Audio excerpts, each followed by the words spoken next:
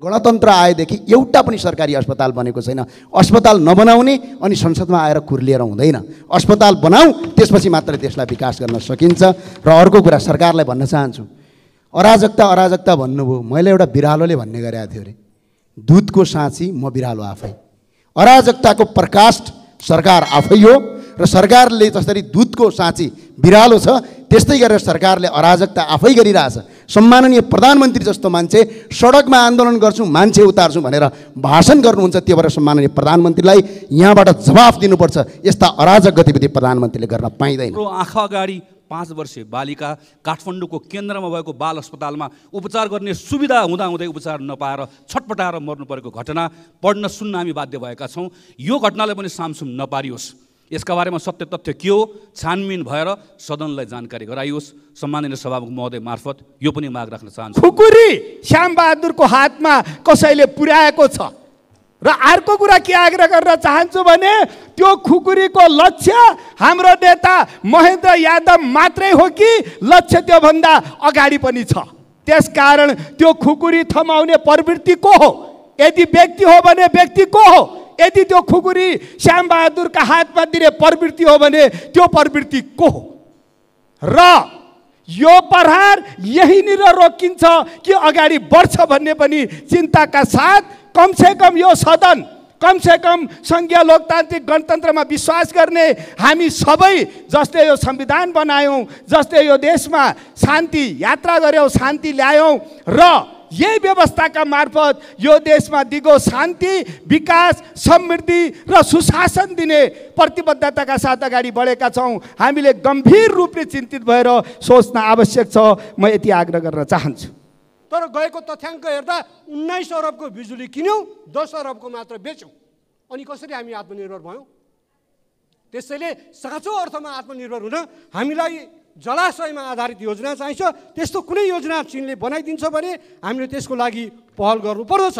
सदस्य श्री रघुजी पन्त, समय 8 मिनट। त्यस पछाडि मान्य सदस्य श्री देवेन्द्र पौडेल।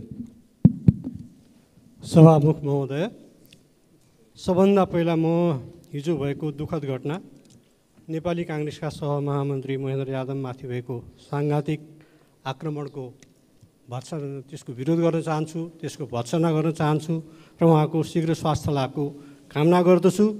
र हत्या र हिंसा अब यो मुलुकले सहँदैन, त्यो लोकतन्त्रको लागि वाञ्छनीय कुरा पनि होइन भन्ने कुरामा प्रश्न पार्न चाहन्छु। त्यस्तै गरेर नेपाली काङ्ग्रेसका काठमाडौँका कार्यकर्ता वडा नम्बर 16 का वडा अध्यक्ष मुकुन्द रिजालको असामयिक निधन भएको छ। म दिवंगत उहाँप्रति श्रद्धाञ्जली अर्पण गर्दछु र परिवारप्रति संवेदना व्यक्त गर्दछु। र गौरा पर्वको उपलक्ष्यमा सुदूरपश्चिम र गौरा पर्व मनाउने सबैप्रति शुभकामना व्यक्त गर्न चाहन्छु। सभामुख महोदय, प्रधानमन्त्री सार्वजनिक रूपमा भाषण गर्दै हिँड्नुहुन्छ, परराष्ट्र मन्त्री सार्वजनिक रूपमा भाषण गर्दै हिँड्नुहुन्छ आउने आगामी चीन भ्रमणका एजेन्डाहरूबारे, तर संसदलाई केही पनि थाहा छैन। हामीले प्रधानमन्त्रीको चीन भ्रमणको मिति, प्रधानमन्त्रीको चीन भ्रमणका एजेन्डाहरू यही हुन सक्छन् भनेर विभिन्न चर्चा परिचर्चामा सुन्नुपर्छ, तर संसदको बैठक बसिरहेको छ। प्रधानमन्त्रीज्यूलाई यहाँ आएर यो संसदको विचार, यो संसदको भावना बुझ्ने, चीन भ्रमणका एजेन्डाहरूबारे छलफल गर्ने फुर्सद छैन। म प्रधानमन्त्रीज्यूको ध्यानाकर्षण गर्न चाहन्छु कि यो विषय उहाँले आएर संसदमा प्रश्न पार्नुहोस् र संसदको भावना र विश्वासलाई पनि लिएर चीन जानुहोस् र उहाँको चीन भ्रमण सफल होस्। र अर्को मलाई अलिकति खड्केको कुरा के हो भन्दाखेरि प्रधानमन्त्रीज्यूको चीन भ्रमणको प्राथमिकता अथवा भ्रमणको प्राथमिकता के हो? न्युयोर्कको संयुक्त राष्ट्र सङ्घ प्राथमिकता हो कि चीन भ्रमण प्राथमिकता हो? मेरो विचारमा चीन भ्रमण प्राथमिकता हो। अर्को देश गएर त्यहाँबाट जाँदा त्यसको प्रभाव अलिक कम हुनसक्छ, मलाई त्यस्तो लाग्छ। त्यसैले यो विषयमा पनि प्रधानमन्त्रीज्यूको ध्यान आकृष्ट होस् भन्ने म चाहन्छु। र अर्को कुरा, यो भ्रमण के भ्रमण हो? यो औपचारिक भ्रमण हो, यो सद्भावना भ्रमण हो अथवा यो राजकीय भ्रमण हो? के छ नि? परराष्ट्र मन्त्रालयले पाएको निम्ता के हो र तयारी कस्तो छ त्यसबारे पनि परराष्ट्र मन्त्रीले पनि यो बैठकलाई जानकारी, संसदको बैठकलाई जानकारी गराउनु जरुरी छ। भ्रमणताका हाम्रो चुच्चे नक्सा कसरी छुट्यो भनेर चीनको ध्यानाकर्षण प्रधानमन्त्रीज्यूले स्वतः गराउनुहुनेछ भन्ने म विश्वास गर्छु। प्रधानमन्त्रीको यो चीन भ्रमण सामान्य भ्रमण मात्र नहोस्, जसरी सन् 2016मा केपी ओलीले गर्नुभएको चीन भ्रमण र त्यसबेला भएको सहमति नेपालको राजनीतिक इतिहासमा र नेपालको परराष्ट्र नीति सञ्चालनको मामलामा माइल अफ स्टोन भएको छ, स्टोन अफ माइल भएको छ, अथवा पत्थरको कोसी ढुङ्गा भएको छ। त्यो कोसी ढुङ्गा अहिलेको प्रधानमन्त्रीको भ्रमण पनि हुन सकोस्, किन भन्दाखेरि त्यसबेला सहमति गरेका धेरै कुराहरू केवल कागजमा सीमित भएर बसेका छन्। सभामुख महोदय, ती सम्झौताहरूलाई व्यावहारिक रूपमा कार्यान्वयन गर्ने दायित्व अहिलेको सरकारको पनि हो। त्यसैले ती विषयहरूमा सिङ्गो संसद र देशको विश्वास उहाँले लिन सक्नुहोस्। काठमाडौँ रसुवा बाटो, काठमाडौँ रसुवा केरुङ हुने बाटो, धुलीखेल तातोपानी बाटो, मुस्ताङ हुँदै कोर्ला जोड्ने बाटो, किमाथाङका हुँदै विराटनगर जोड्ने र सुदूरपश्चिमको हुम्लाको यारी, बझाङको उरै लगायत यी विभिन्न बाटोहरू जोड्ने एजेन्डाहरू छन् भन्ने सुनिएको छ। केही एजेन्डाहरू कान्तिपुरले छापेको पनि छ। यी बाटोहरूमध्ये कुन कुन, अझ सबै त एकैचोटि नहोला, तर यी सबै कुरा उठे पनि ठोस मूर्त ढङ्गले नेपाललाई तत्काल आर्थिक लाभ हुने ढङ्गले यी बाटोहरूको निर्माण र यी बाटोहरूको पुनरुत्थानमा यिनीहरूको स्तरोन्नतिमा प्रधानमन्त्रीको तर्फबाट जोड जाओस् र तत्काल कोर्ला र उरै नाका खुला गरेर व्यापारिक गतिविधि सुरु गर्न नेपालले जोड दिनुपर्छ। त्यसको लागि पहल होस्। मेचीदेखि महाकालीसम्म र उहिलेदेखि हाम्रो दक्षिणसँग मात्र होइन, हाम्रो उत्तरसँग पनि, तिब्बतसँग पनि रोटीबेटीको सम्बन्ध छ। अहिले पनि बिहेबारी चल्छ। तर यो बिचमा कोरोना कालदेखि यता त्यस्ता धेरै नाकाहरू बन्द भएका छन्। ती मेचीदेखि महाकालीसम्म रहेका, दार्चुलादेखि पूर्व मेचीसम्मका सम्पूर्ण नाकाहरूलाई खुला गरिदियोस् र त्यसले हाम्रो उत्तरको सिमानामा रहेका नेपाली जनतालाई एउटा सुविधा पुग्छ भन्ने कुरामा प्रधानमन्त्रीको ध्यान जाओस्। त्यस्ता सम्पूर्ण नाकाहरू खुलाउनको लागि र त्यहाँ बसोबास गर्ने जनतालाई एउटा सुविधा पुर्याउने तर्फमा पनि उहाँको पहल हुन सकोस्। हामीले सम्झौता गरौँ, तर पारवन सुविधा सुरु हुन 7 वर्ष लाग्यो। आज एउटा गोर्खापत्रको प्रमुख समाचार छ। त्यो समाचारप्रति मेरो बहुत गम्भीरतापूर्वक ध्यान आकर्षित भएको छ। ल्याइएको भियतनामबाट बेसार मात्रै हो, तर त्यही बेसार भारत उतै ल्याउँदाखेरि 45 दिन लाग्थ्यो, तर भियतनामबाट चीन हुँदै ल्याउँदाखेरि 11 दिनमा आइपुग्यो र खर्च पनि कम लाग्यो। केपी ओलीको पालामा भएको पारवन सन्धाको महत्त्व यस अर्थमा छ कि हामीले उत्तरतिरको नाका खोल्दाखेरि हामी दक्षिणतिरको चेपुवामा पर्न सक्दैनौँ, त्यहाँबाट मुक्त हुन सक्छौँ। त्यसबाट मुक्त हुने एउटा यो पारवन ल्यान्ड लक्ड मात्र होइन कि इन्डिया लक्ड स्थितिबाट, भारत बेष्टित अवस्थाबाट साँचो अर्थमा भूपरिवेष्टित र भूजटित हुने एउटा यो पारवन सन्धिका प्रावधानहरूलाई कार्यान्वयन गर्न सरकारको पहल होस् भन्ने पनि म प्रधानमन्त्रीको विषयतर्फ प्रधानमन्त्रीको ध्यानाकर्षण गर्न चाहन्छु। र अहिले हामीलाई भारततिर हामीले बिजुली दिइरहेका छौँ। चिना लगानी भटाभट जलस्रोतबाट झिक्दैछन्, किन भन्दा भारतले शर्त नै त्यस्तो राखेको छ। अहिले 10,000 वालामा पनि त्यस्तै कडा शर्त राखेर पठाएको छ। यो शर्तबाट मुक्ति कुन बेला पाउँछौँ? जब हाम्रो ट्रान्समिसन लाइन चीनतिर पनि जोडिन्छ र जब हामी चीनतिर पनि विद्युत बेच्ने व्यापारको ढोका खुला गर्छौँ, त्यसपछि हामी दक्षिणको दबावबाट मुक्त हुन्छौँ। त्यस्तै गरेर सभामुख महोदय, भारतसँग हामी तेल ल्याउने पाइपलाइनहरू विस्तार गरिरहेका छौँ। यो ठिक छ, खर्च कम हुन्छ, तर यो सम्भावना चीनतिर छ भने खोज्नुपर्छ। हिजो जसरी तेल हामीलाई रोकेर नाकाबन्दी गरियो, नाकाबन्दी ताका तेल रोकियो, त्यसै गरी भोलि त्यस्तो स्थिति नहोस् भन्दा पनि चीनतिरबाट रेल र तेल ल्याउने कुरा नेपालको प्राथमिकतामा पर्नुपर्छ। त्यसैले यो विषय प्रधानमन्त्रीको भ्रमणमा अत्यन्त महत्त्वका साथ उठोस् र ट्रान्समिसन लाइनहरू निर्माण गर्ने कुरामा जोड दिइयोस् र केही महत्त्वपूर्ण जलाशयसँग सम्बन्धित योजनाहरू जस्तो हाम्रो जति पनि प्रोजेक्टहरू छ कुलेखानी बाहेक ती सबै रन अफ द रिभर प्रोजेक्टहरू छन्। त्यसैले हिउँदमा हामीलाई विद्युत पुग्दैन। अहिले पनि हामी विद्युतमा आत्मनिर्भर छैनौँ। हिउँदको बेलामा हामीले इन्डियाबाट बिजुली ल्याउनुपर्छ। हामीले बिजुली बेच्न थाल्यौँ भनेर भन्छौँ, तर गएको तथ्याङ्क हेर्दा 19 अरबको बिजुली किन्यौँ, 10 अरबको मात्र बेच्यौँ। अनि कसरी हामी आत्मनिर्भर भयौँ? त्यसैले साँचो अर्थमा आत्मनिर्भर हुन हामीलाई जलाशयमा आधारित योजना चाहिन्छ। त्यस्तो कुनै योजना चीनले बनाइदिन्छ भने हामीले त्यसको लागि पहल गर्नुपर्दछ। म सिद्ध्याउँछु सभामुख महोदय। र काठमाडौँ नुवाकोट सुरुङमार्गको अध्ययन कहाँ पुग्यो, यसलाई कसरी अगाडि बढाइँदैछ र पोखरा र भैरवका अन्तर्राष्ट्रिय विमानहरू सञ्चालन गर्नको लागि सिधै चीनबाट चाइनिज एयरलाइन्सहरूको फ्लाइट ओपन हुन्छ भने त्यसतर्फ प्रधानमन्त्रीको भ्रमणमा यो ठोस कुरा उठोस्। BRI-मा सही गरिसकेपछि त्यसलाई त्यत्तिकै थन्काएर राख्नु उपयुक्त हुँदैन। नेपालको लागि आर्थिक रूपले फलदायी हुने महत्त्वपूर्ण योजनाहरू छन् भने BRI-का ती योजनाहरूलाई कार्यान्वयनमा अगाडि बढाउनुपर्छ र मूल कुरा हामीलाई उद्योग पनि चाहिएको छ। त्यसैले चिनिया पुँजी र चिनिया पुँजी र प्रविधि नेपालमा ल्याउन, नेपालमा लगानी बढाउनको लागि पनि प्रधानमन्त्रीबाट ठोस पहल होस् र यी विषयहरूमा उहाँका एजेन्डा के छन् बाहिर अखबारमा आएको छन्, विभिन्न अखबारमा, तर ती विषयहरूमा ठोस ढङ्गले यो संसदभित्र छलफल होस् र उहाँ सिङ्गो यो संसद र नेपाली जनताको विश्वास लिएर चीन भ्रमणमा जानुहोस् र उहाँको चीन भ्रमणलाई फलदायी बनाउन सक्नुहोस् भन्ने शुभकामना व्यक्त गर्न चाहन्छु। धन्यवाद। मान्य सदस्यहरू, विशेष समयमा बोल्नको लागि दलीय आधारमा मान्य सदस्यहरूले नाम प्राप्त हुन आएको छ। म उहाँहरूलाई बोल्न समय दिन्छु। सर्वप्रथम मान्य सदस्य श्री रमेश लेखक, समय 14 मिनट। सम्मानीय सभामुख महोदय, समयका लागि धन्यवाद। सम्मानीय सभामुख महोदय, हिजो 2080 साल भाद्र 20 गते अन्दाजी 2 बजेतिर नेपाली काङ्ग्रेसका सहमहामन्त्री, संविधान सभाका सदस्य, पूर्व सांसद एवं पूर्व मन्त्री महेन्द्र यादवजीका माथि साङ्घातिक आक्रमण भएको छ। एकजना श्यामबहादुर सापकोटा भन्ने मानिसले खुकुरी प्रहार गरेर उहाँका माथि अत्यन्त क्रूरतापूर्वक र साङ्घातिक ढङ्गले आक्रमण गरिएको छ। उहाँको आक्रमणले टाउको पछाडिपट्टिको माथिल्लो भागमा र घाँटीमा खुकुरीको चोट छ। यो आक्रमण हेर्दाखेरि प्रष्ट देखिन्छ आक्रमणकारीको उद्देश्य ज्यान मार्ने नै उद्देश्य हो र ज्यान मार्नकै लागि गरिएको प्रहार अत्यन्त क्रूरतापूर्ण, साङ्घातिक र बर्बर खालको जुन प्रहार भएको छ, यसबाट उहाँको ज्यान बाँचेको स्थिति छ।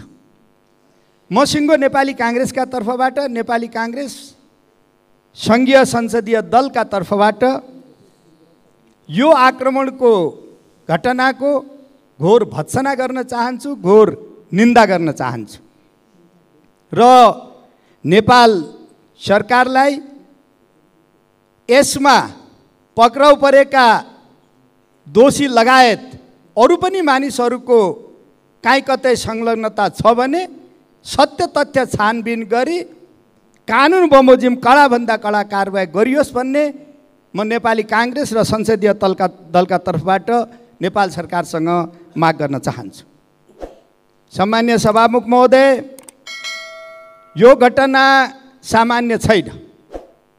त्यसो भएको हुनाले म माननीय गृहमन्त्रीजीलाई, माननीय उपप्रधानमन्त्रीज्यू र गृहमन्त्रीज्यूलाई म आग्रह गर्न चाहन्छु, यसपछि बस्ने प्रतिनिधि सभाको यो बैठकमा यो घटनाका बारेमा सम्पूर्ण सत्य तथ्य विवरणको जानकारी र यसमा भए गरेका सम्पूर्ण कामहरूको विवरण उहाँले यो गरिमामय सदनमा प्रस्तुत गर्नुहुनेछ भन्ने पनि म नेपाली काङ्ग्रेस संसदीय दलका तर्फबाट माग गर्न चाहन्छु।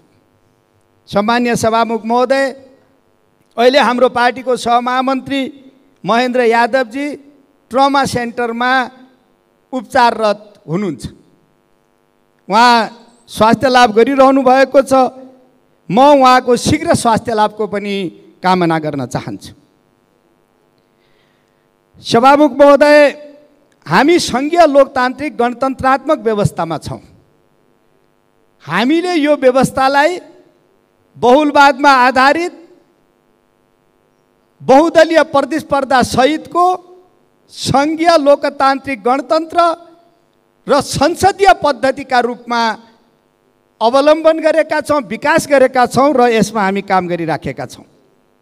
यो व्यवस्था नेपाली जनताको 70 वर्षभन्दा पनि लामो त्याग, तपस्या र एउटा ठुलो आन्दोलन, क्रान्तिहरूको इतिहास निर्माण गरेर नेपाली जनताले यो व्यवस्थामा यो देशलाई पुर्याएका हुन्।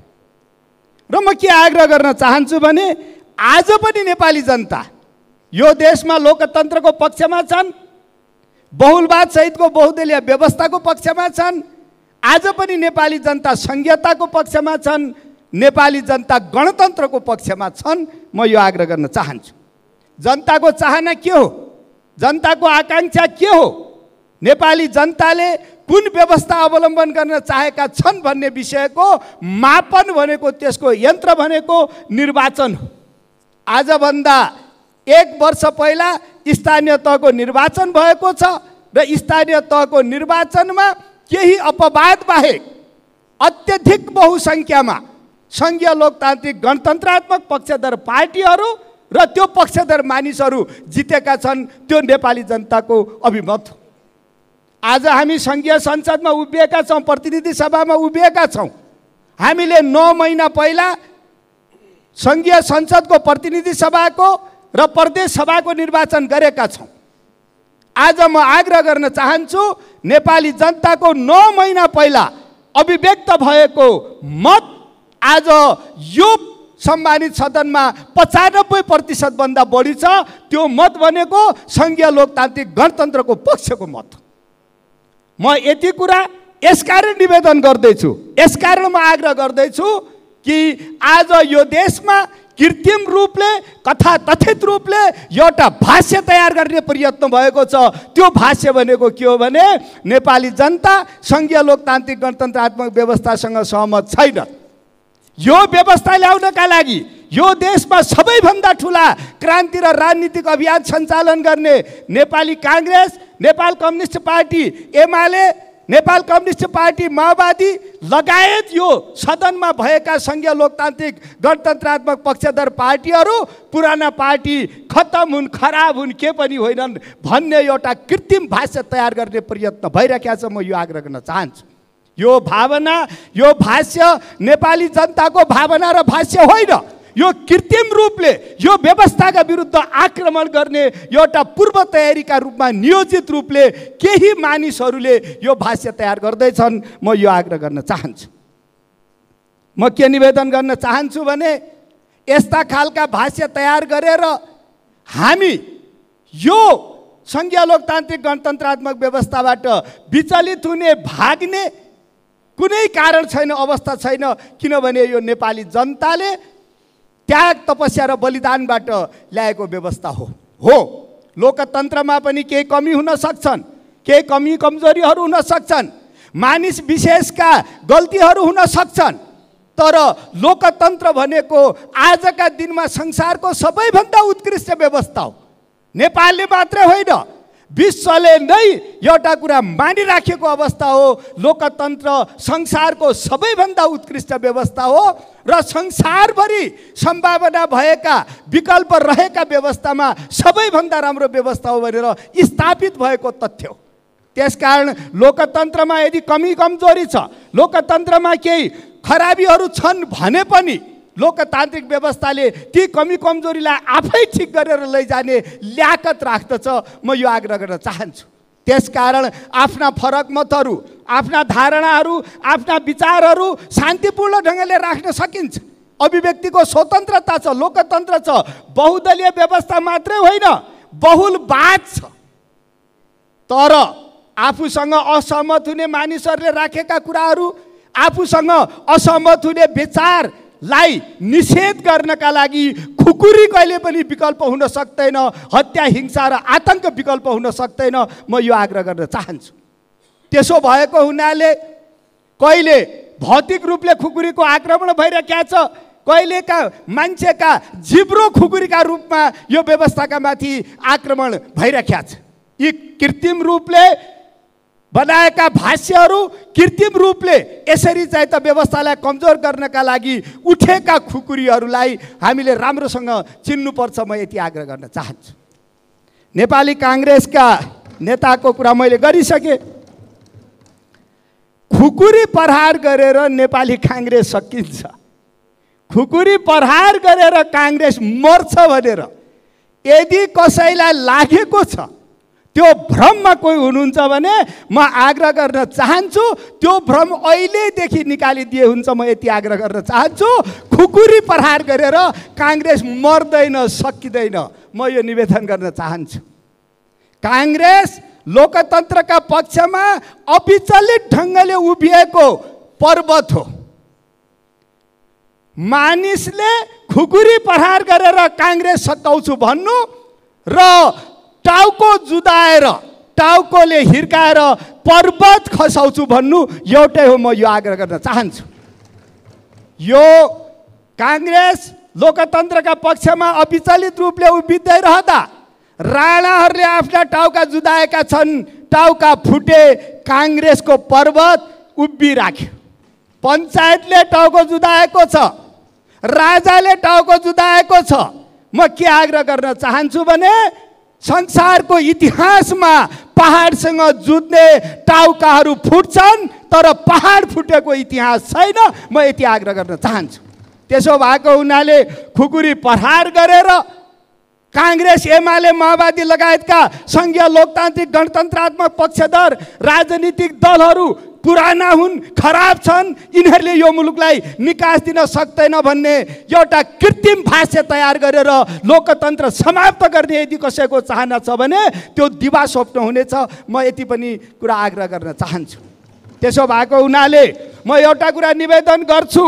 श्याम बहादुर सापकोटाका हातमा खुकुरी देखिएको छ, श्याम बहादुर सापकोटाले खुकुरी प्रहार गर्नुभएको छ, यो देखिएको कुरा छ। श्याम बहादुरकै हातमा हो त त्यो खुकुरी, अथवा त्यो खुकुरी श्याम बहादुरको हातमा कसैले पुर्याएको छ?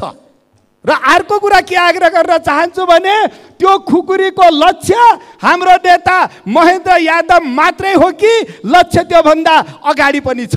त्यसकारण त्यो खुकुरी थमाउने प्रवृत्ति को हो? यदि व्यक्ति हो भने व्यक्ति को हो? यदि त्यो खुकुरी श्याम बहादुरका हातमा दिने प्रवृत्ति हो भने त्यो प्रवृत्ति को हो? र यो प्रहार यहीँनिर रोकिन्छ कि अगाडि बढ्छ भन्ने पनि चिन्ताका साथ कमसेकम यो सदन, कमसेकम सङ्घीय लोकतान्त्रिक गणतन्त्रमा विश्वास गर्ने हामी सबै जसले यो संविधान बनायौँ, जसले यो देशमा शान्ति यात्रा गऱ्यौँ, शान्ति ल्यायौँ र यही व्यवस्थाका मार्फत यो देशमा दिगो शान्ति, विकास, समृद्धि र सुशासन दिने प्रतिबद्धताका साथ अगाडि बढेका छौँ। हामीले गम्भीर रूपले चिन्तित भएर सोच्न आवश्यक छ। म यति आग्रह गर्न चाहन्छु। यसका सँगसँगै आज हाम्रो पार्टीको एउटा नेता, काठमाडौँ जिल्ला क्षेत्र नम्बर 4 को क्षेत्रीय सभापति, काठमाडौँ महानगरपालिकाको 7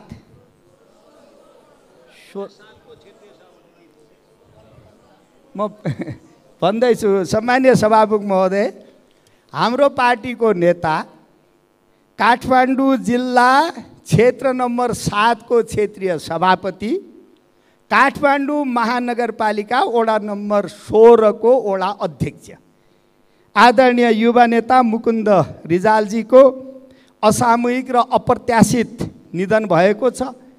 म नेपाली काङ्ग्रेसका तर्फबाट, नेपाली काङ्ग्रेस संसदीय दलका तर्फबाट नै आदरणीय नेता मुकुन्द रिजालको दुःखद निधनका प्रति दुःख व्यक्त गर्न चाहन्छु। दिवंगत आत्माको चिर शान्तिको कामना गर्न चाहन्छु र यस दुःखद घडीमा सम्पूर्ण शोक सन्तप्त परिवारजन र पार्टीका सबै साथीहरूलाई म ईश्वरले धैर्य धारण गर्ने शक्ति प्रदान गरोस् भन्ने समवेदना पनि व्यक्त गर्न चाहन्छु। र सभामुख महोदय, अन्तमा आज सुदूरपश्चिमाञ्चल र कर्णाली प्रदेशमा सम्पन्न हुने गौरा पर्व यो पालि 2 पटक परेको छ। केही दिन पहिला अस्ति हामीले काठमाडौँको टुँडीखेलमा पनि त्यो पर्व मनायौँ। आज सुदूरपश्चिम र कर्णालीका पनि विभिन्न स्थानहरूमा त्यो पर्व मनाउने क्रम भइराखेको छ। र म खालि के मात्रै ध्यान आकर्षण गराउँछु भने सम्माननीय प्रधानमन्त्रीजीले पनि आगामी दिनमा गौरा पर्वको अवसरमा राष्ट्रिय बिदा नै दिने भनेर प्रतिबद्धता व्यक्त गर्नुभएको छ। म त्यतातर्फ पनि सामान्य सभामुख मार्फत सरकारको ध्यान आकर्षण गर्न चाहन्छु र गौरा पर्वको उपलक्ष्यमा यो अवसरमा सम्पूर्ण नेपाली दिदीबहिनी दाजुभाइहरू देश विदेशमा बस्नुभएका सबैलाई हार्दिक शुभकामना व्यक्त गर्न चाहन्छु। धन्यवाद। जय नेपाल। मान्य सदस्य श्री गगन कुमार थापालाई म समय दिन्छु। संक्षिप्तमा आफ्नो कुरा राख्नुहोस्। सम्माननीय सभामुख महोदय, नेपाली काङ्ग्रेसका सहमहामन्त्री संविधान सभाका सदस्य महेन्द्र यादवमाथि हिजो मध्याह्न काठमाडौँमा साङ्गतिक आक्रमण भएको छ। मैले हिजो साँझ चिकित्सकहरूलाई गएर भेटेँ। चिकित्सकहरूको भनाइअनुसार उहाँ भाग्यले बाँच्नु भएको छ। मैले नछल्नु भएको भए जे पनि हुन सक्थ्यो। म उहाँको शीघ्र स्वास्थ्य लाभको कामना गर्छु। साङ्गतिक आक्रमण गर्ने मान्छे पक्राउ परेको छ, तर एउटा शङ्काले सन्केर हान्यो भनेर एउटा भाष्य निर्माण गर्न खोजिँदैछ। यसलाई थामथाम पार्ने, सामसुम पार्ने कोसिस हुँदैछ। म नेपाली काङ्ग्रेसको तर्फबाट सरकारलाई सचेत पनि गराउन चाहन्छु, सरकारको ध्यान आकर्षण गराउन चाहन्छु। यो विषयको गहिरो अनुसन्धान भएर यो घटना कसरी भयो, किन भयो, यसका सबै पक्षहरूका बारेमा राम्रोसँग अनुसन्धान होस् र योसँग जोडिएका अरू सबै पक्षहरू पनि उजागर होस्। म गृहमन्त्रीलाई सोध्न पनि चाहन्छु, के अब हामीले काठमाडौँमा एक्लै हिँड्न नमिल्ने भएको हो? कोही जलाइदिन्छु भन्छ, कोही खुकुरी हान्छ। हामी एक्लै हिँड्न हुने हो कि नहुने हो? म प्रधानमन्त्रीले गृहमन्त्रीले ठाउँ ठाउँमा बोलेको सुनिरहेको छु। यसलाई छाडिने छैन, यस्तो गरिनेछ। म आग्रह पनि गर्न चाहन्छु, जिम्मा लिएकोले धेरै बोल्ने होइन, गर्ने हो। हामीले परिणाममा हेर्न चाहन्छौँ। हामीले परिणाममा देख्यौँ भने त्यसको मूल्याङ्कन गर्ने संसद छ, नागरिक छ, आम जनता छन्, सञ्चार माध्यम छन्। काठमाडौँमा एउटा संविधान सभाको सदस्य भएको व्यक्ति सार्वजनिक कार्यक्रमबाट सहभागी भएर आउँदै गर्दा ऊ सुरक्षित छैन भने प्रधानमन्त्री गृहमन्त्रीलाई यो विषयले बोल्नुपर्छ कि पर्दैन? हिजो मैले समाचारहरू पनि पढेँ सम्मानित सभामुख महोदय। के लेखिएको छ भने घटना हुनुभन्दा पहिला महेन्द्र यादवले के बोले भनेर लेखिएको छ। यसको आशय के हो? महेन्द्र यादवले जेसुकै बोलेका हुन्। महेन्द्र यादवले कसैलाई मन नपर्ने कुरा बोले रे, कसैलाई चित्त नबुझ्ने कुरा बोले रे। के कुनै पनि कुराले, कसैले पनि बोलेको कुराले कसैले कसैमाथि साङ्गतिक आक्रमण गर्ने, खुकुरी हान्ने कुरालाई जायज ठहराउन सक्छ, वैध ठहराउन सक्छ? म नियतमाथि प्रश्न गर्दिनँ, तर लेख्नेहरूले पनि सोच्नुपर्ने बेला आएको छ। यो बेलामा यदि हामी कुनै पनि माध्यमबाट हिंसा जायज हुन्छ भन्ने कुरालाई स्थापित गर्ने कोसिस गर्दैछौँ भने हामी ठुलो गल्ती गर्दैछौँ। सम्माननीय सभामुख महोदय, म आग्रह गर्न चाहन्छु, यो संसदभित्र रहेका सबै राजनीतिक दलहरू, सञ्चार माध्यम, नागरिक समाज सबले एकपटक मनन गर्ने बेला आएको छ कि यदि समाजमा असन्तुष्टि छ, तर यो असन्तुष्टिलाई देखाएर यदि समाजमा हिंसालाई प्रोत्साहन गर्ने अभिव्यक्ति, हिंसालाई प्रोत्साहन गर्ने घटना वा हिंसात्मक गतिविधिहरूलाई कुनै न कुनै मानेबाट प्रश्रय दिन हामीले खोज्यौँ भने नेपाली समाजले त्यसको ठुलो मूल्य चुकाउनुपर्छ। हामी धेरै सङ्घर्ष र सकसबाट बाहिर निस्किएर हिंसाबाट बाहिर निस्केका छौँ, तर कता कता असन्तुष्टिलाई सम्बोधन गर्ने भन्दा पनि असन्तुष्टिलाई भजाएर अराजकता मच्चाउने पहल कदमीहरू भएको हामी यत्रत्र देखिरहेका छौँ। महेन्द्र यादवमाथि आक्रमण भयो भन्ने कुरा मात्र होइन, यो मान्छे मऱ्यो भन्ने होइन सभामुख महोदय, काल पल्क्यो भन्ने कुरा हो। त्यसैले यो घटनालाई सामान्य घटनाको रूपमा नलिउँ। अराजकताले जसरी नेपाली समाजलाई गाँच्न खोज्दैछ र कुनै न कुनै माध्यमबाट जसरी हामी यसलाई वैध वा जायज ठहराउने कोसिसहरू गरिरहेका छौँ, यसको ठुलो मूल्य नेपाली समाजले चुकाउनु पर्ने अवस्था आउन सक्छ। यो बारेमा हामी सबै सचेत हुनुपर्छ। अन्त्यमा सम्माननीय सभामुख महोदय, म एउटा अर्को विषयमा मात्र ध्यान आकर्षण गराउन चाहन्छु। यही बिचमा हामीले सुन्यौँ कान्ति बाल अस्पतालमा लाइन बसिरहेको एउटा हजुरबाले आफ्नो नातिनीको उपचार गराउन नसक्दाखेरि उनको मृत्यु भयो। मैले समाचारमा पढेँ, नियम बनाउनु पर्नेछ। म आफै स्वास्थ्य मन्त्री भएको बेलाको सम्झन्छु, त्यही बेलामा बनाएका नियमहरू छन्। अस्पतालमा अत्यावश्यक सेवा लिनुपर्ने मान्छेले लाइन बस्नै पर्दैन, त्यो नियम छ। अहिले नियम नभएको कारणले गर्दा भएन भनेर ढाकछोप गर्न खोजिएको छ। हाम्रो आँखा अगाडि 5 वर्षे बालिका काठमाडौँको केन्द्रमा भएको बाल अस्पतालमा उपचार गर्ने सुविधा हुँदाहुँदै उपचार नपाएर छटपटाएर मर्नु परेको घटना पढ्न सुन्न हामी बाध्य भएका छौँ। यो घटनालाई पनि सामसुम नपारियोस्।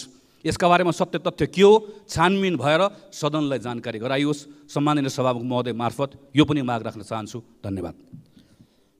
सम्माननीय सभामुख महोदय, आज म रूपन्देही क्षेत्र नम्बर 3 का सांसद एवं प्रतिनिधि सभा सदस्य माननीय दीपक बोहराज्यूको तर्फबाट बोल्दैछु। सरकारको गम्भीर ध्यान आकर्षण गराउन चाहन्छु। संसारको शान्ति क्षेत्र भनेर चिनिने लुम्बिनी र विश्वका 60 करोडभन्दा बढी बुद्ध धर्मावलम्बीको आस्था केन्द्र भगवान् गौतम बुद्धको वासस्थान लुम्बिनी आज सन् 1967 को अप्रिलमा तत्कालीन राजा महेन्द्र र संयुक्त राष्ट्रसङ्घका महासचिव बीचमा एउटा लुम्बिनी ऐतिहासिक क्षेत्र विकास गुरु योजना तय भयो। तर त्यो गुरु योजना आज अल्पत्र अवस्थित छ। सुन्दैछौँ लुम्बिनी जस्तो पवित्र स्थलमा समेत अनियमितता, भ्रष्टाचार र नीतिवश आर्थिक हिनामिना भइरहेको छ। त्यसले तत्काल छानबिन गरी कारबाही गरियोस्। म सरकार सक्षम यो अनुरोध र अपिल गर्न चाहन्छु। साथसाथै सम्माननीय सभामुख मार्फत प्रधानमन्त्री र सरकारलाई प्रसन्न गर्न चाहन्छु। आज अन्तर्राष्ट्रिय निर्देशन समिति कथा छ। त्यो समितिले कहाँ र कुन देशमा लुम्बिनीको विकास गरिरहेको छ, समितिले कहाँ र कहिले कुन देशसँग लुम्बिनीका विकासका लागि पहल गर्यो, यसको जवाफ चाहिन्छ र संस्कृति तथा नागरिक उड्डयन पर्यटन मन्त्रीले पछिल्लो सदनमा यसको जवाफ हामी माग्दछौँ। र सम्माननीय सभामुख महोदय, गौतम बुद्ध अन्तर्राष्ट्रिय विमानस्थल सुचारू हुन्छ भनेर निजी क्षेत्रका मान्छेले 65 अर्ब र गौतम बुद्ध अन्तर्राष्ट्रिय विमानस्थल बनाउनका लागि 42 अर्ब रुपियाँ राज्यको खर्च भयो। अहिलेसम्म पनि 15 महिना भइसक्दा पनि सुचारू भएको अहिलेसम्म पनि एउटा प्लेन राम्रोसँग चल्न सकेको छैन। के कारणले यसको रोकियो, यसको जवाफ माग्छौँ हामी। र सम्माननीय सभामुख महोदय, 1978 मा जापानी वास्तुकला प्राध्यापक डाक्टर टङ्गलले तयार पारेको लुम्बिनी विकास गुरु योजना 45 वर्ष बितिसक्दा पनि अहिले पनि अपुरो छ, अधुरो छ। यो किन अगाडि बढाइएन, यसको जवाब माग्छौँ। र लुम्बिनीलाई कङ्क्रिटको सहर बनाउन खोजिएको छ। यो कार्य तत्काल रोक्नका लागि सरकार सक्षम हामी माग गर्दछौँ। बेहलिया बुटल व्यापारिक मार्ग 6 लेनको सडक 10 वर्ष भइसक्दा पनि सडकको नाम अझै काम बाँकी छ। यसको पुरा गर्न चाहन्छौँ। भैरवा विषयक आर्थिक क्षेत्र सेचमा अरबौँ लगानी भयो, यसको अगाडि बढाउन चाहन्छौँ। र मिटर ब्याजका पीडितहरू अहिले पनि त्यहाँ आन्दोलन छन्, तिनीहरूलाई तपाईँको तत्काल क्षतिपूर्ति दिन अपिल गर्दछौँ। त्यस्तै अहिले मकवानपुर थाक 10 की रोजिसा गोपालीको मृत्यु भयो। धेरैले भन्नुभयो अस्पताल अस्पताल, म उदाहरण दिन चाहन्छु। वीर अस्पताल 1947, त्रिवी शिक्षण अस्पताल 2038, त्रिचन्द्र सैनिक अस्पताल 1982, पाटन अस्पताल सन् 1982, बीबी कोइराला स्वास्थ्य विज्ञान पढाइ 1993 र मेची अञ्चल अस्पताल 2045, भेरी अञ्चल अस्पताल 2022, मध्यपश्चिमाञ्चल अस्पताल 2062 मा स्थापना भए। गणतन्त्र आएदेखि एउटा पनि सरकारी अस्पताल बनेको छैन। अस्पताल नबनाउने अनि संसदमा आएर कुर्लिएर हुँदैन। अस्पताल बनाऊ, त्यसपछि मात्र देशलाई विकास गर्न सकिन्छ। र अर्को कुरा सरकारलाई भन्न चाहन्छु, अराजकता अराजकता भन्नुभयो। मैले एउटा बिरालोले भन्ने गरेको थियो अरे, दुधको साँची म बिरालो आफै। अराजकताको प्रकाष्ठ सरकार आफै हो र सरकारले जसरी दुधको साँची बिरालो छ त्यस्तै गरेर सरकारले अराजकता आफै गरिरहेछ। सम्माननीय प्रधानमन्त्री जस्तो मान्छे सडकमा आन्दोलन गर्छौँ, मान्छे उतार्छौँ भनेर भाषण गर्नुहुन्छ। त्यो भएर सम्माननीय प्रधानमन्त्रीलाई यहाँबाट जवाफ दिनुपर्छ। यस्ता अराजक गतिविधि प्रधानमन्त्रीले गर्न पाइँदैन।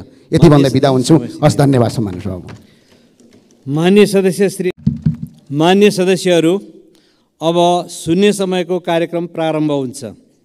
शून्य समयमा बोल्न चाहनुहुने मान्य सदस्यहरूको लागि 1 मिनटको समय निर्धारण गरिएको छ। सर्वप्रथम मान्य सदस्य श्री बिजुला रायमाझी।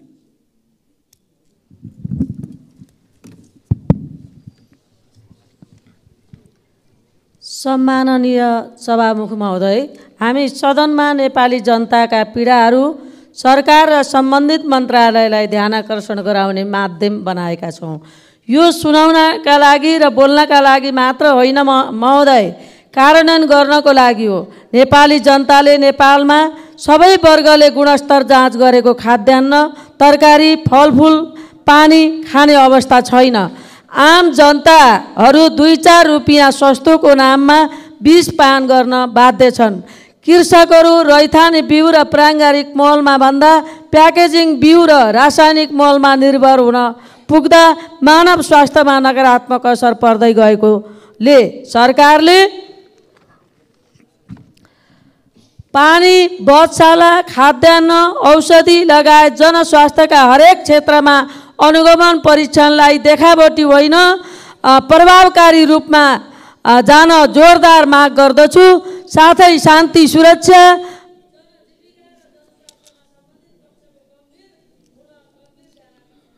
मान्य सदस्य श्री विद्या भट्टराई। सम्माननीय सभामुख महोदय, नेपाल संस्कृत विश्वविद्यालय सुदूरपश्चिम विश्वविद्यालयमा तालाबन्दी निरन्तर छ। तालाबन्दी संस्कृतिले आम विद्यार्थी निराश छन्। शिक्षा लोकतन्त्रको पूर्व शर्त हो। लोकतन्त्र, शिक्षा र विवेकशील नागरिक लोकतन्त्रका मानक हुन्। तर यो कुराप्रति सरकार जिम्मेवार देखिएको छैन। तालाबन्दी संस्कृति अन्त्य गरी विश्वविद्यालयहरूको प्राज्ञिक संस्कृतिको लागि दलहरू प्रतिबद्ध हुन नसक्दा सरकार सम्बद्ध दल आबद्ध विद्यार्थी सङ्गठनहरूले नै तालाबन्दी गरेका सार्वजनिक समाचारहरू आइरहेका छन्। सम्माननीय प्रधानमन्त्रीज्यू विश्वविद्यालयको दीक्षान्त समारोहमा कुलपतिको हैसियतले बोलेका अभिव्यक्तिप्रति प्रतिबद्ध नहुँदा यस्ता व्यवहार स्थापित हुँदै गएका छन्। विश्वविद्यालयहरूमा भएको तालाबन्दीको जिम्मेवारी शिक्षा मन्त्रीले लिन नसकेका कारण आज प्राज्ञिक क्षेत्र आन्दोलनको केन्द्र बनेको छ। प्राज्ञिक वातावरण निर्माण गर्न कुलपति, सहकुलपति, उपकुलपति बीच साझा अवधारणा निर्माण नभएका कारण आज विश्वविद्यालयमा यस्ता खालका अवस्थाहरू सिर्जना भएका छन्। विद्यार्थीहरूका जायज माग पुरा गरी यसप्रति सरकारको संवेदनशीलताका लागि म संसद मार्फत हार्दिक अनुरोध गर्न चाहन्छु। धन्यवाद। माननीय सदस्य श्री विनिता कुमारी सिंह।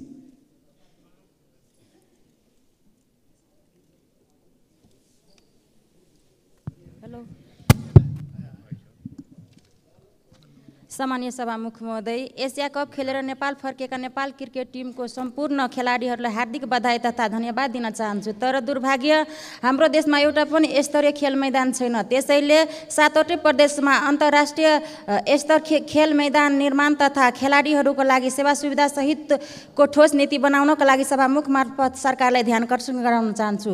सामान्य सभामुख महोदय, तराई मधेसको अधिकांश सरकारी विद्यालयहरूमा आवश्यक शिक्षक सङ्ख्या नहुनु, भौतिक संरचना नहुनु, नियमित पठन पाठन तथा शैक्षिक अनुगमन नहुँदा हाम्रो शैक्षिक स्तर खस्किँदै गइरहेको अवस्था छ, जसले गर्दा भविष्यमा दक्ष जनशक्ति उत्पादन गर्न गम्भीर समस्या सिर्जना हुनेछ। साथै देशको सम्पूर्ण क्षेत्र नै प्रभावित हुने देखिन्छ। त्यसैले शिक्षा क्षेत्रलाई विशेष प्राथमिकतामा राखी आवश्यक सुधार तथा नियमित अनुगमनको लागि सभामुख मार्फत शिक्षा मन्त्रीज्यूलाई ध्यान आकर्षण गराउन चाहन्छु। हस्त धन्यवाद। माननीय सदस्य श्री विराज भक्त श्रेष्ठ।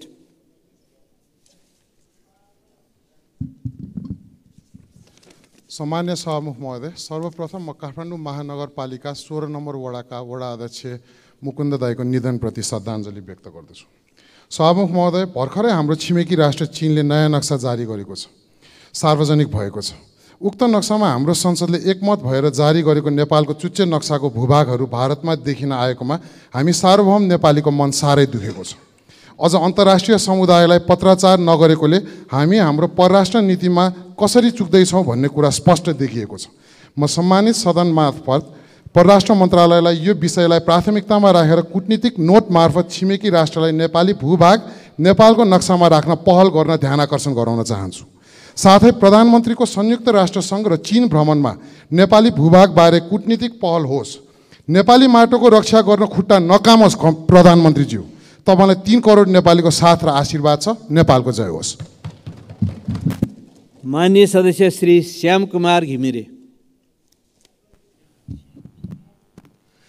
सम्मान्य सभामुख महोदय, हिजो भर्खरै नेपाली काङ्ग्रेसका सहमहामन्त्री पूर्व मन्त्री महेन्द्र यादवमाथि जुन साङ्घातिक हमला सार्वजनिक स्थलमा भएको छ, त्यो प्रति म खेद व्यक्त गर्दछु र दोषीमाथि कडाभन्दा कडा कारबाही होस् भनेर सरकारसँग माग पनि गर्दछु। अहिले देशमा 72वटा भन्दा बढ्ता नर्सिङ कलेजहरू बन्द गरिएको छ। नर्सिङ यो चिकित्सा शिक्षा आयोगका अध्यक्ष भन्नुहुन्छ, बाहिर पढ्ने विद्यार्थीलाई एनओसी नलिकन गएका विद्यार्थीहरूलाई यहाँ मान्यता दिइने छैन भनेर बडो गर्वका साथ भन्दै गरेको मैले टेलिभिजनमा सुने।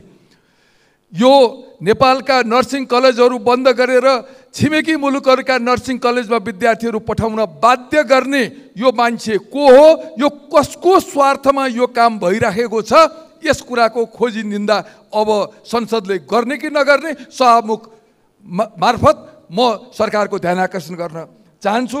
र सँगसँगै माननीय सदस्य श्री शान्ति विक।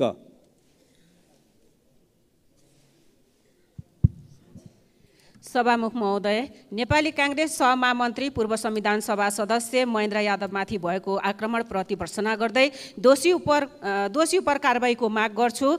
सभामुख महोदय, चुरोट, भेष, ब्रेक सु लगायत सुन लुकाएर ल्याउने तस्करहरूसँग देशको उच्च पदमा रहनेहरूको संलग्नता रहनु यो देशको निमित्त दुर्भाग्य हो। अर्को दुर्भाग्य राजनीतिक शक्तिको आडमा सेटिङ मार्फत विदेशी सुन तस्करहरूको काभ्रे र काठमाडौँ जिल्लाबाट नागरिकता र राहदानी निकालेको कुरा अनुसन्धानबाट खुल्नु हो। तर विदेशीलाई नागरिकता कसरी दिए, नागरिकता जारी हुँदा जिल्ला प्रमुख को थिए र किन दिए, यसमा गृहमन्त्रीज्यूको ध्यान आकर्षण होस्। भुटानी शरणार्थी काण्डमा कुनै पनि रकम लेनदेन नभएको, राज्यलाई गैर कानुनी हानि नोक्सानी पुर्याउने कार्यमा संलग्न नभएको, न तथ्य प्रमाण पेश भएको छ, न कुनै पीडितको रकम बुझाएको छु भनेर बयान दिएको अवस्था छ। राजनीतिक प्रतिशोधको आधारमा कोही निर्दोष व्यक्ति फस्नु हुँदैन। तथ्यको गहिराईमा नपुगी कसैको छवि र प्रतिष्ठामा आँच आउने गरेर किन पूर्वपक्षमा राखिएको छ। सोही घटनामा बयानकर्ताले नाम लिएका र उहाँसँग जोडिएका व्यक्तिमाथि छानबिन। माननीय सदस्य श्री शान्ति श्रेष्ठ।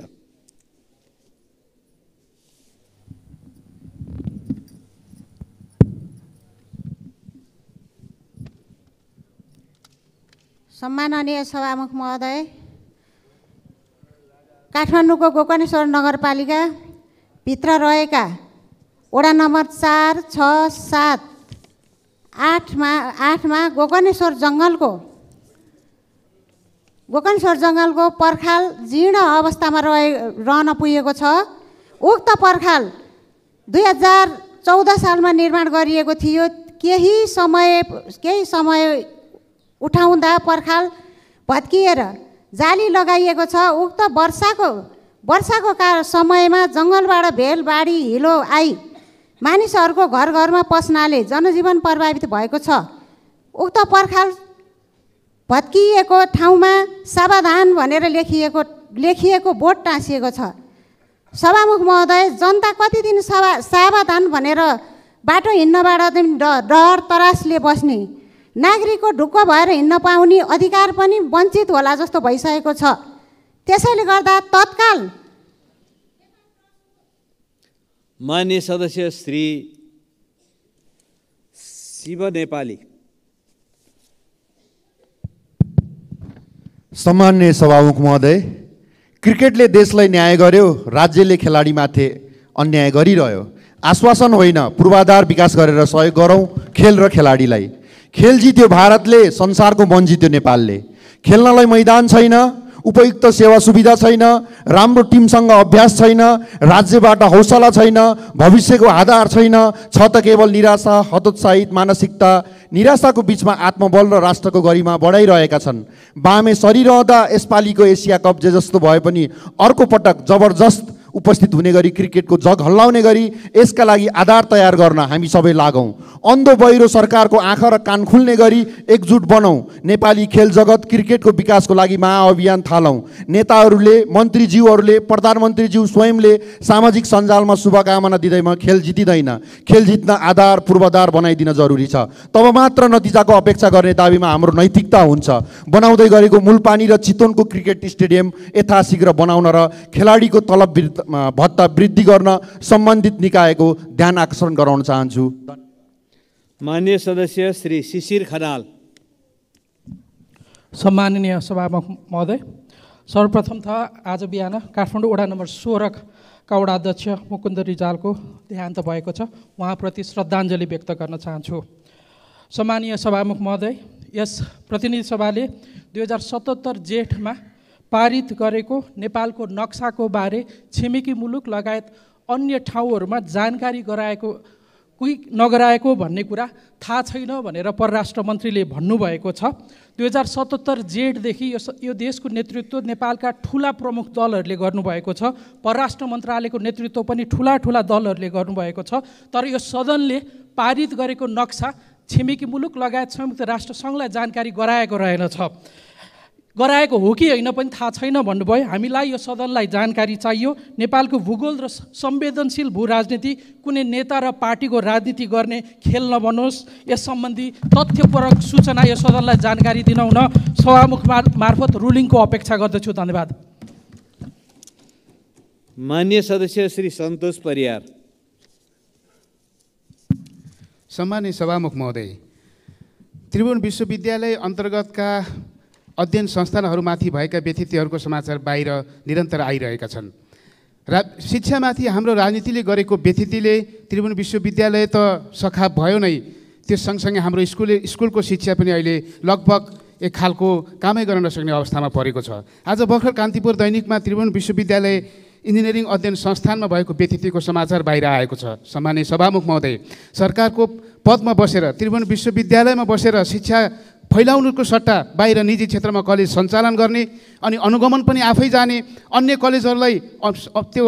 कलेजहरूलाई त्यसको अध्ययन अध्यापन गर्ने कुनै पनि अनुमोदन नगर्ने र निजी क्षेत्रमा शिक्षा क्षेत्रलाई यसरी अगाडि बढाउने यो कहाँको नीति हो? म सम्माननीय सभामुख मार्फत नेपाल सरकारका शिक्षा मन्त्रीसँग जवाब चाहन्छु। यदि त्यसै गरी त्रिभुवन विश्वविद्यालय अन्तर्गतका कलेज अध्ययन संस्थानहरूमा बस्ने र बाहिर निजी क्षेत्रलाई पोस्ने हो भने हामीले भनेको समाजवादले हामीलाई कहाँ लान्छ? हामीले संवैधानिक हिसाबमा शिक्षा क्षेत्रमा समाजवाद हुन्छौँ भनेका छौँ, तर आज जुन किसिमको व्यथिति र जुन किसिमको राजनीतिक हस्तक्षेप त्रिभुवन विश्वविद्यालय। माननीय सदस्य श्री शेरबहादुर कुँवर।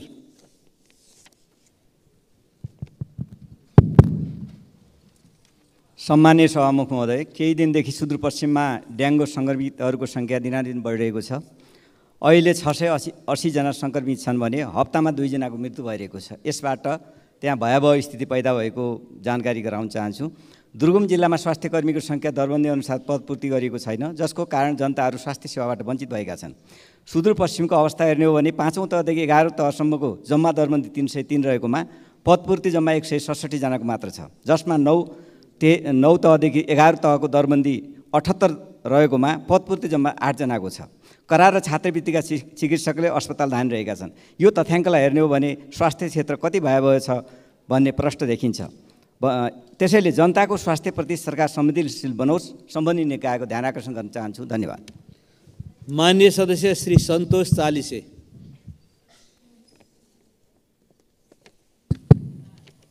सम्माननीय सभामुख महोदय, सर्वप्रथम म काठमाडौँ महानगरपालिका वडा नम्बर 16 का वडा अध्यक्ष श्री मुकुन्द रिजालको असामयिक निधनप्रति हार्दिक दुःख व्यक्त गर्न चाहन्छु र सिङ्गो मुलुकको सभ्यता बोकेको बागमती नदी आज पूर्ण दुर्गन्धित रूपमा बगिरहेको छ र सम्बन्धित निकायले हेरेर बसेको अवस्था छ। आजभन्दा 28 वर्ष अगाडि अधिकार सम्पन्न बागमती सभ्यता एकीकृत विकास समिति स्थापना त्यसैकै लागि भए तापनि आज 28 वर्ष हुँदै गर्दा 34 अर्ब रुपियाँ खर्च हुँदै गर्दा आज दुर्गन्धित रूपमा बागमती नदी बगिरहेको हेरिरहेको अवस्था चाहिँ छ। यो काठमाडौँको क्षेत्र नम्बर 3 को बागद्वारबाट निक्लेको बागमती यो काठमाडौँको बिचबाट बग्दै मध्य प्रदेश हुँदै एउटा सभ्यता बोकेको नदी यसरी दुर्गन्धित हुँदा पनि हामी आज मुखदर्शक भएर बसेको अवस्था हुँदाखेरि र यो बागमती नदीको दायाँ बायाँबाट आउने साना साना खोलाहरू झन् दुर्गन्धित रूपमा आएर त्यसमा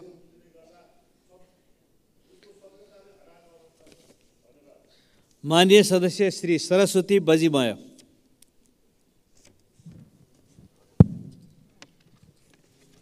सम्माननीय सभामुख महोदय, हिजो भ्रिकुटी मण्डप स्थित रिपोर्टर्स क्लबमा अन्तर्क्रिया कार्यक्रम सकेर बाहिर निस्किएपछि काङ्ग्रेसका महामन्त्री तथा संविधान सभा सदस्य तथा पूर्व मन्त्री महेन्द्र यादवमाथि नुवाकोट निवासी श्यामबाबु सापकोटाबाट सङ्घातिक हमला भएको छ।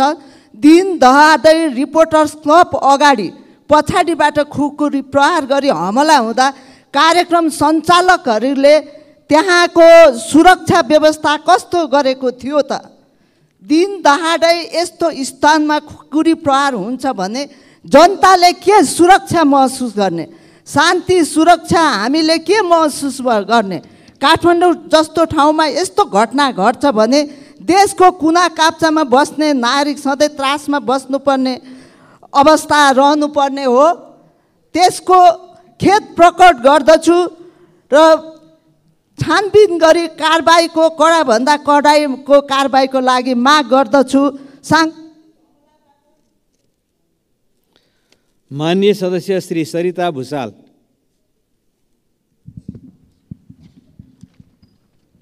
सम्माननीय सभामुखज्यू, पश्चिम नवलपरासी जिल्लाको सुनवल नगरपालिका वडा नम्बर 11 केरबानी स्थित धार्मिक, ऐतिहासिक, पुरातात्विक एवं सांस्कृतिक धरोहर बाबा बर्दगोरिया धाम क्षेत्रमा पुरातत्व विभागले अध्ययन गर्ने क्रममा प्राचीन शिखर शैलीका मन्दिरका भग्नावशेष, गजुर, पिल्लर र इनार समेत फेला पारेको छ। यति मात्र होइन सभामुख महोदय, यही क्षेत्रमा 2052 सालमा उत्खनन गर्दा राजा जयदित्य देवको पालाको ताम्रपत्र प्राप्त भएको थियो। सो ताम्रपत्रमा 2012 माघमा विजयपुरमा शिवधाम निर्माण गर्ने भन्ने अभिलेख रहेको छ। हाल प्राप्त संरचनाहरू 12 देखि 15औं शताब्दीका बीचको अनुमान भए तापनि पुष्टि हुन थप अनुसन्धान गर्नुपर्ने देखिन्छ। यस क्षेत्रमा व्यापक पुरातात्विक अवशेष भएको र पुरातात्विक स्थलका रूपमा समेत सूचीकृत भइसकेको हुनाले जियोफिजिक्स सर्वे गराई अनुसन्धान थप बलियो बनाउन र त्यस क्षेत्रको संरक्षण एवं विकास गर्न सरकारको ध्यान आकर्षण गराउँछ। धन्यवाद। माननीय सदस्य श्री शान्ति चौधरी।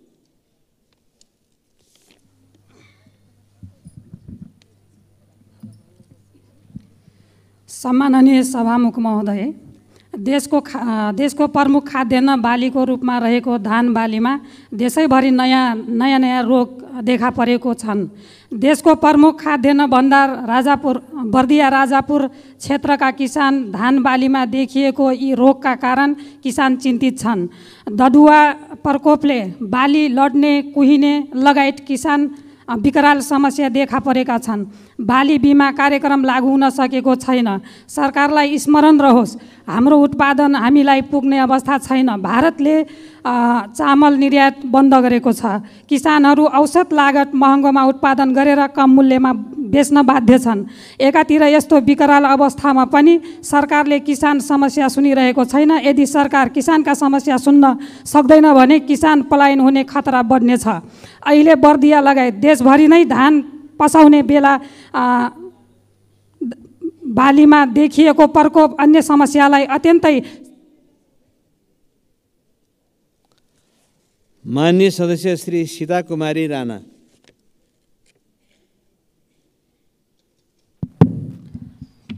सम्माननीय सभामुख महोदय, आज हाम्रो देश कता जाँदैछ र हामी कता जाँदैछौँ भन्ने विषयमा चाहिँ हामी धेरै चिन्तित छौँ। किनभने हिजो मात्रै नेपाली काङ्ग्रेसका सहमहामन्त्री पूर्व मन्त्रीज्यूलाई जुन साङ्घातिक हमला भयो, यो हिसाबले हेर्ने हो भने हामी पनि सुरक्षित छैनौँ भन्ने कुरामा चाहिँ हामीलाई चाहिँ लागिरहेको छ। यो विषयमा जुन उहाँप्रति साङ्घातिक हमला भयो त्यसप्रति घोर भर्सना चाहिँ गर्न चाहन्छु र उहाँको स्वास्थ्य लाभको कामना पनि गर्न चाहन्छु। सभामुख महोदय, मैले योभन्दा पनि पहिला यो सदनमा चाहिँ मैले आफ्ना कुराहरू जिल्लाका विषयमा धेरै कुराहरू राखेको छु, तर त्यो विषयमा चाहिँ कुनै पनि व्यवहारिक कुराहरू चाहिँ मैले पाएको छैन भन्न पनि म यो सदन मार्फत भन्न चाहन्छु। आज देशभर मनसुनको कारणले, बाढी पहिरोको कारणले कर्णाली प्रदेशमा मात्र नभई सम्पूर्ण जिल्लाहरूमा चाहिँ बाटोघाटोको समस्याहरू रहेको छ। त्यसै गरी विद्यालयहरू विद्यालयका भवन। माननीय सदस्य श्री सुमना श्रेष्ठ। सम्मानीय सभामुख महोदय, कान्ति बाल अस्पतालमा जे भयो त्यो हाम्रो सिस्टमको असफलता हो। जहिले पनि क्षतिपूर्ति दिने, ठुलो ठुलो भाषण गर्ने, थामथुम गर्ने, तर यस्तो अवस्था कहिले आउन नदियोस् भनेर सार्थक प्रयास नगर्ने। आफूभित्र पनि हेर्नु पर्ला नि, भागभण्डाको आधारमा डाइरेक्टर अपोइन्ट हुन्छ कि मेरिटको आधारमा डाइरेक्टर अपोइन्ट हुन्छ। हाम्रो सिस्टमेटिक असफलताहरू यी हुन् र म सभामुख मार्फत प्रश्न सोध्न चाहन्छु अर्थमन्त्रीज्यूलाई र स्वास्थ्य मन्त्रीज्यूलाई। ट्रायाजिङ स्वास्थ्यकर्मीले नभई सुरक्षाकर्मीले गरेको के यो सही हो? कान्तिमा एमएसएस मिनिमम सर्भिस स्ट्यान्डर्डमा 68% नर्सिङ जनशक्तिको अभाव देखाइएको छ, के यो सही हो? डिजास्टर कल भयो कि भएन? आफूसँग ड्युटीमा नभएको जनशक्तिलाई बोलाउन, बिरामी स्टेबल गरेर 500 पर टिचिङ अस्पताल अथवा आइएफसिएचको सहयोग लियो कि लिएन? देशको राजधानीमा प्राथमिक उपचार केन्द्रहरूको अवस्था के छ? प्री हस्पिटल केयरको स्थिति के छ? एम्बुलेन्समा प्यारामेडिक छ कि छैन? त्यो सलाइन पानी चढाएर बचाउन सक्ने मान्छेलाई पनि। माननीय सदस्य श्री सुशीला श्रेष्ठ।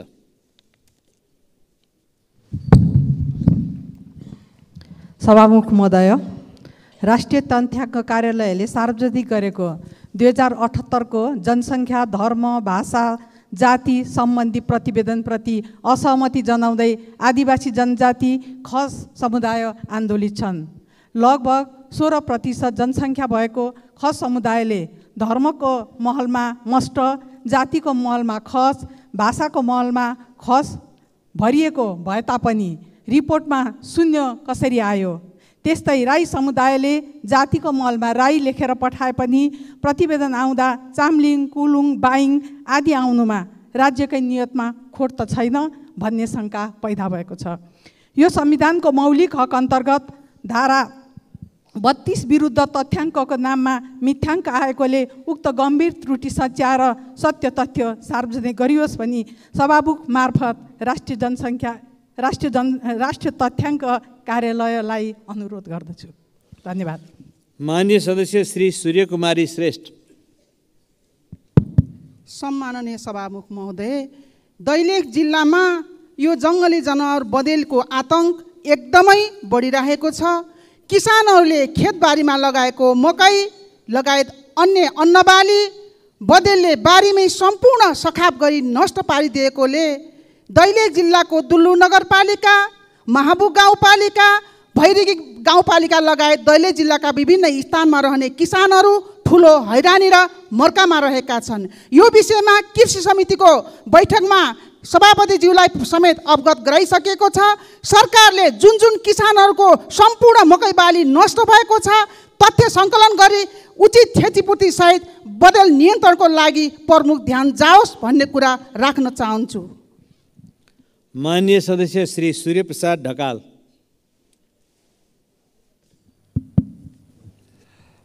सम्माननीय सभामुख महोदय, कोलपुर नगर विकास समितिको नाममा रहेको जग्गा विभिन्न व्यक्तिहरूबाट अतिक्रमण भएको छ।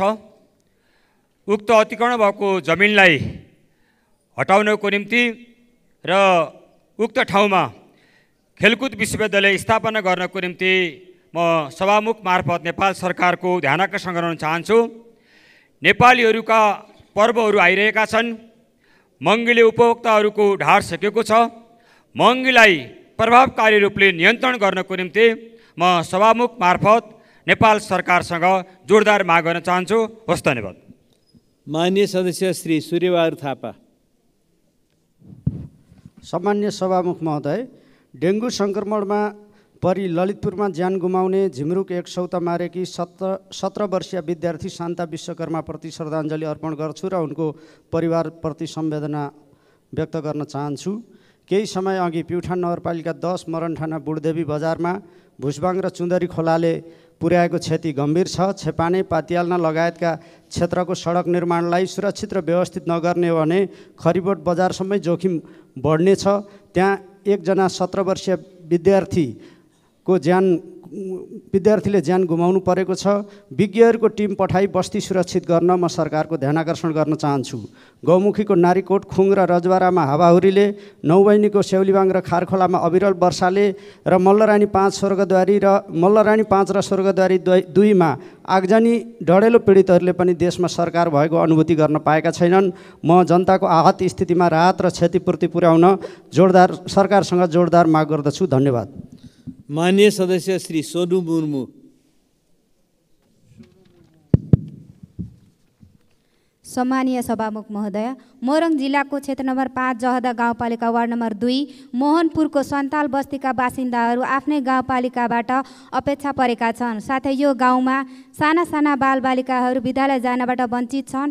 त्यो गाउँबाट अर्को गाउँमा पुग्न लगभग 5-6 किलोमिटर दूरी पर्ने हुँदा विद्यालय जानबाट वञ्चित हुनका साथै त्यो गाउँमा कुनै स्वास्थ्य चौकी पनि छैन। गाउँलेहरू बिरामी पर्दा 8 देखि 10 किलोमिटर विराटनगर पुग्नुपर्छ। हरेक वडामा स्वास्थ्य चौकी हुनुपर्ने नेपाल सरकारको अवधारणा रहे पनि त्यो खाले व्यवस्था नहुँदा मोहनपुरका सन्थाल समुदायका बासिन्दाहरू सबै किसिमको सुविधाबाट वञ्चित हुनु परेको छ। त्यो गाउँमा पुग्न बाटो नै राम्रो छ। सभामुख महोदय, ती साना बालबालिकाहरूको लागि पठन पाठनको व्यवस्था गरियोस् र स्वास्थ्य चौकी पनि व्यवस्था गरियोस्। मोहनपुरका बासिन्दाहरूको जनजीवन सहज बनियोस्। सभामुख मार्फत सम्बन्धित निकायलाई आग्रह गर्दछु। धन्यवाद।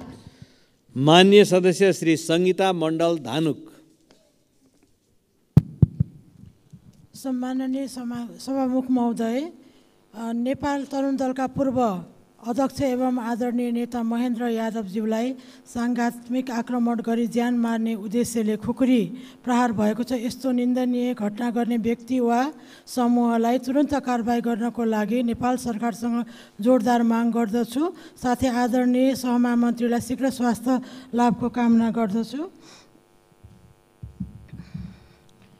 अर्को नेपालको जुनसुकै परिवर्तनको आन्दोलनमा अहम भूमिका रहेको यथार्थ मनन गर्नुपर्ने नै छ। मनन गर्नुपर्ने छ। आज महोत्तरीको सोनमा गाउँपालिकामा शिक्षक सरुवाको विरोधमा गरिएको छात्रको आन्दोलनमाथि गरिएको अमाननीय घटनाले घोर भर्त्सना गर्दछु। साथ यो घटनाको सत्य तथ्य पत्ता लगाई घटनामा संलग्न जो कोही दोषीलाई पत्ता लगाई कानुनको दायरामा ल्याउन भन्दा कडा कारबाही गर्न माग गर्दछु र साथै घाइते छात्र भाइ बहिनीहरूलाई शीघ्र स्वास्थ्यको कामना गर्दछु। जय नेपाल। माननीय सदस्य श्री सञ्जय कुमार गौतम।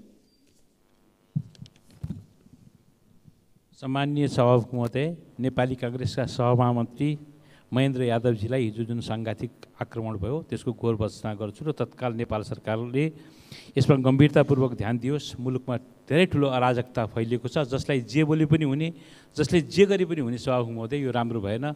कसैले सिंहदरबार आगो लगाइदिन्छु भनेको छ, कसैले जातीय संहिता लिएर आइदिन्छु भनेको छ, लाखौँको जुलुस निकालिदिन्छु भनेको छ। सत्तामा भाव हो कि, सरकारमा भाव कि, मन्त्री भाव कि, प्रधानमन्त्री भाव कि, मेयर भाव कि, जसले जे बोले पनि हो त जनताले त गर्ने नै भयो। सभामुख महोदय, यसतिर गम्भीर ध्यान आकर्षण गर्न चाहन्छु। यसलाई एकदमै ध्यान दिनुपर्ने भयो। र अर्को कुरा सभामुख महोदय, यो नुर प्रसाद अधिकारीजीको हत्या भएको पनि आज 15 वर्ष भयो। गङ्गामायाले अझै पनि न्याय पाइनन्, अझ पनि त्यो अनसनमै बसेकी छन्। नन्दप्रसादजीको अन्त्येष्टि गर्न पनि पाएनन् परिवारले। 9 वर्षदेखि लास त्यत्तिकै बसेको छ। यी सबै कुराहरूले के को सङ्केत गर्छ? हामी कता गइरहेछौँ, के गर्दैछौँ? सबैको ध्यान जाओस्। धन्यवाद। माननीय सदस्य श्री हर्कमाया विश्वकर्मा।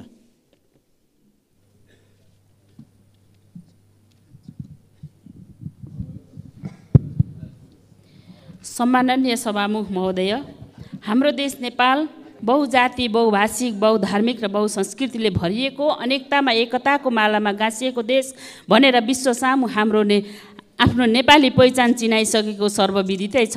नेपालको संविधानले धर्मनिरपेक्ष सहितको सङ्घीयता घोषणा गरिसकेको अवस्थामा सभामुख महोदय, अहिले कोशी प्रदेशमा भइरहेको धर्मको नाममा त कहिले पहिचानको नाममा भएको द्वन्द्वको कारण समाज विखण्डनतिर अगाडि बढिरहेको अवस्था छ। कोशी प्रदेशमा दिनानुदिन भएको आन्दोलनबाट जनताले असुरक्षित महसुस गरिरहेका छन् र सङ्घीयतामाथि जनताको वितृष्णासँगै प्रश्न उठ्न थालेको छ। सभामुख महोदय, यस्तो हिंसा भड्किरहेको बेला आफैले बनाएको संविधानको मूल मर्म विपरीत देशका सम्माननीय प्रधानमन्त्रीज्यूले जातका आधारमा राज्य दिन्छु भन्ने अभिव्यक्तिले सङ्घीयता नै कतै धरापमा पो पर्छ कि भन्ने त्रास बढ्न थालेको छ। सभामुख महोदय, यस्ता घटनाहरूले मूर्त रूप लिन सक्ने देखिएकोले सरकारले यथाशीघ्र। माननीय सदस्य श्री हरि ढकाल। सम्माननीय सभामुख महोदय, गत श्रावण 22 गते मेरो निर्वाचन क्षेत्र खैरेनी नगरपालिका 11 गैडा निवासी 30 वर्षीय अनिल तामाङ बाघको आक्रमणबाट निधन भयो। चितवनमा मानव र जन्तुबीचको द्वन्द्वमा परेर पटक पटक बाघ र गैँडाको आक्रमणबाट निधन भएका समाचारहरू सबैले सुन्नुभएकै छ, जान्नुभएकै छ। यसपटकको यो घटनामा निकुञ्ज प्रशासनको गैरजिम्मेवारी पनि थियो। बस्तीमा बाघ पसेको 5 दिनसम्ममा पनि निकुञ्ज प्रशासनले बाघलाई नियन्त्रणमा लिन नसक्दाखेरि यो घटना भएको थियो। म अनिल तामाङको परिवारलाई उचित क्षतिपूर्तिको माग गर्दछु। मध्यवर्ती क्षेत्रका नागरिकले झेल्नु परेको आम दुःखका कारणले म माग गर्न चाहन्छु कि मध्यवर्ती क्षेत्र खारेजी गरौँ कि उचित ऐनहरू संशोधन गरौँ। सम्माननीय सभामुख महोदय, मैले गत गरिमामय सदनको अघिल्लो बैठकमा खेलाडीलाई उधारोमा दिएको रकम खेलाडीको खातामा ती पुरस्कारहरू हालियोस्, तत्काल हालियोस् भनेर माग गरेको थिएँ। आज 3 दिन भइसकेका छ। ती खेलाडीका पुरस्कारका रकमहरू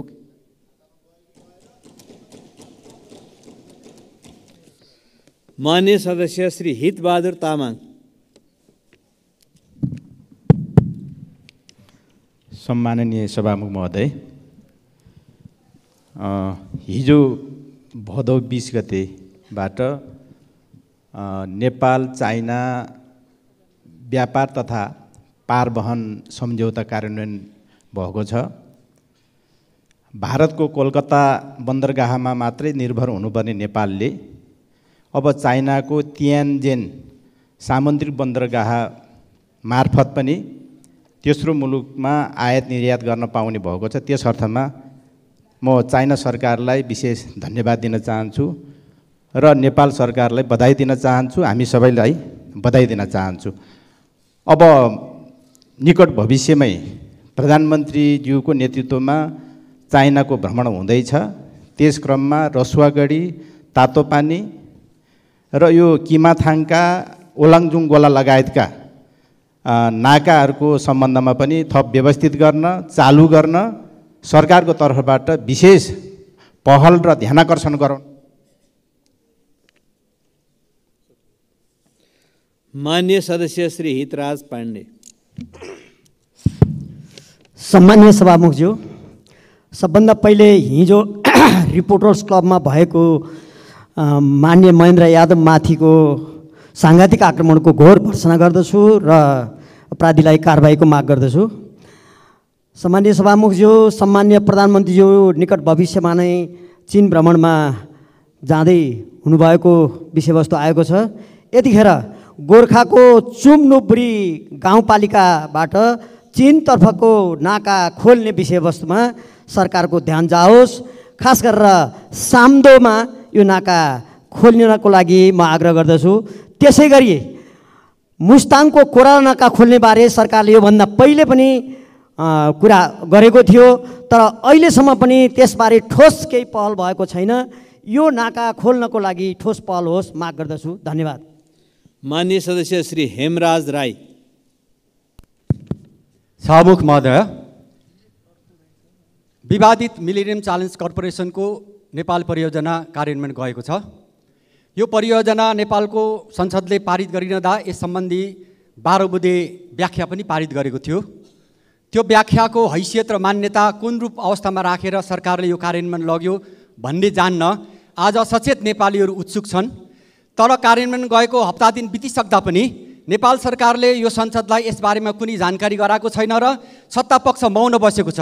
यो गम्भीर आपत्तिको विषय हो सभामुख महोदय, किनभने संसदले पारित गरेको हरेक प्रस्तावको कार्यान्वयनको अवस्थाको जानकारी प्राप्त गर्ने अधिकार यो संसदको हो र यसको बारेमा जानकारी गराउने कर्तव्य सरकारको हो।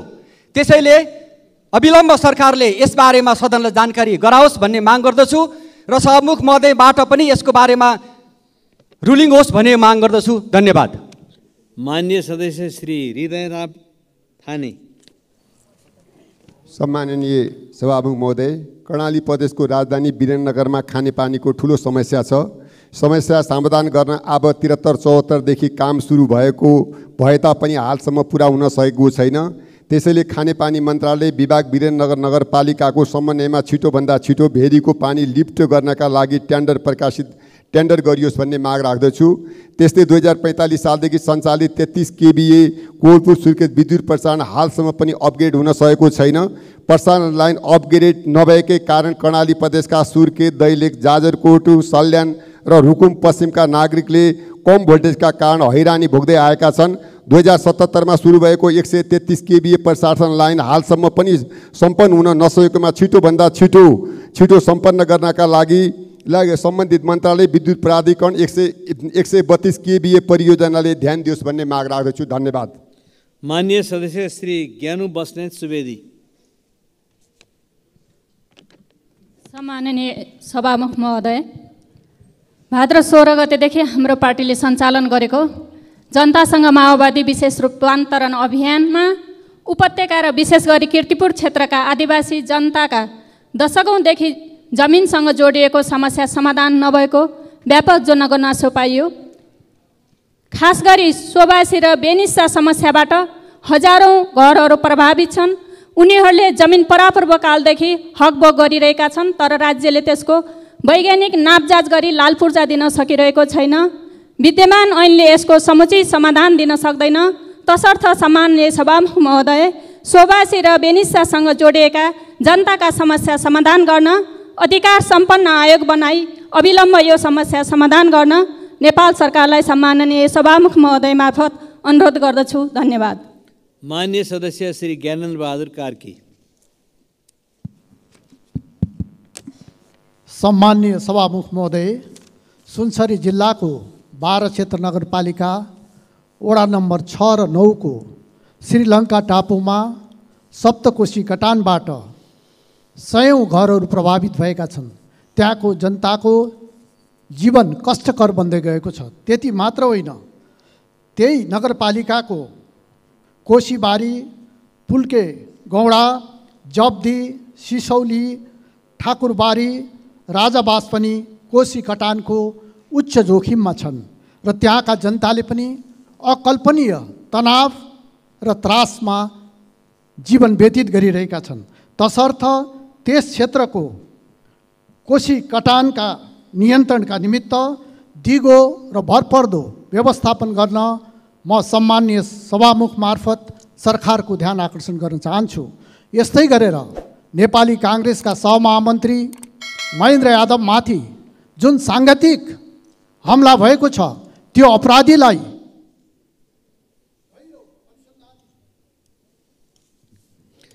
मान्य सदस्यहरू, शून्य समयमा मान्य सदस्यहरूले बोल्ने क्रम यही समाप्त हुन्छ।